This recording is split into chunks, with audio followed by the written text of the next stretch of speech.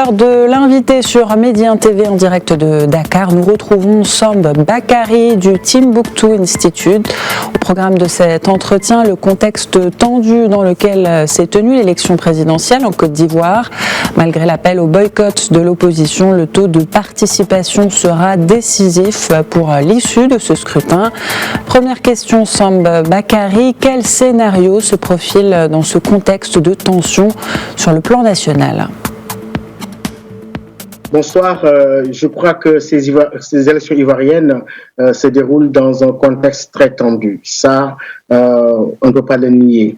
Mais aussi, ces élections mettent en place une compétition sans relâche entre des vétérans de la politique ivoirienne. Aujourd'hui, quand on voit l'âge des candidats, à savoir Alassane Ouattara à 78 ans, Henri Konan Bédié âgé de 86 ans et Pascal Affi N'Guessan à 67 ans, on voit que quand même c'est une forme de statu quo sur la circulation des élites politiques. En plus de cela, les jours passés, on a pu voir des troubles à Yamoussoukro, à Bouaké, à Bonoua, qui est le fief de l'opposition, qui est à une soixantaine de kilomètres d'Abidjan. Aujourd'hui, les Ivoiriens sont dans l'expectative.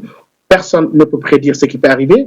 Naturellement, aujourd'hui, l'élection s'est déroulée sans grands incidents à noter, mais il faut attendre le moment de la proclamation des premiers résultats et voir ce sera le comportement et l'attitude des électeurs ivoiriens.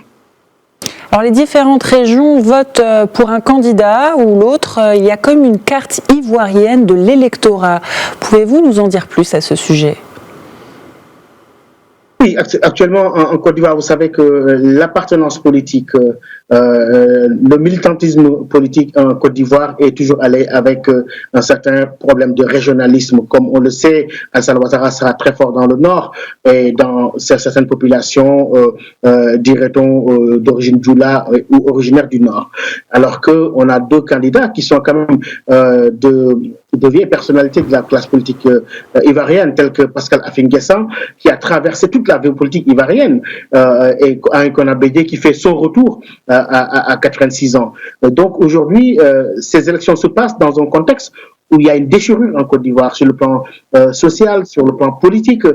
En plus de cette candidature, cette troisième candidature contestée d'Alassane Ouattara, bien que les candidats aient finalement accepté de participer à ce scrutin qui a commencé, dont la campagne quand même a commencé avec beaucoup de heurts et beaucoup de violence.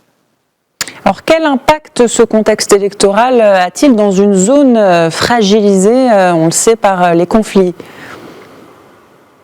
Absolument. Vous savez, les incidents qui sont déroulés en Côte d'Ivoire, au nord de la Côte d'Ivoire, en juin 2020, notamment avec cette attaque qu'il y a eu de la part de la Katiba de Serma, dans une ambiance aussi où dans la région, nous avons noté la Guinée qui n'est pas encore sortie de l'ornière, en plus de la crise malienne. Je crois que l'Afrique de l'Ouest est entrée dans une petite zone de turbulence.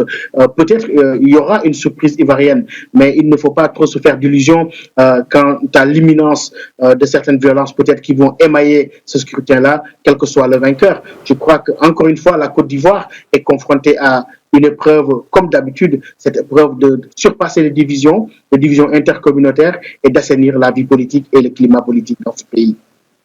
Merci Samb Bakary du Timbuktu Institute de Dakar. Merci pour ces développements au sujet de la Côte d'Ivoire. Merci de votre invitation.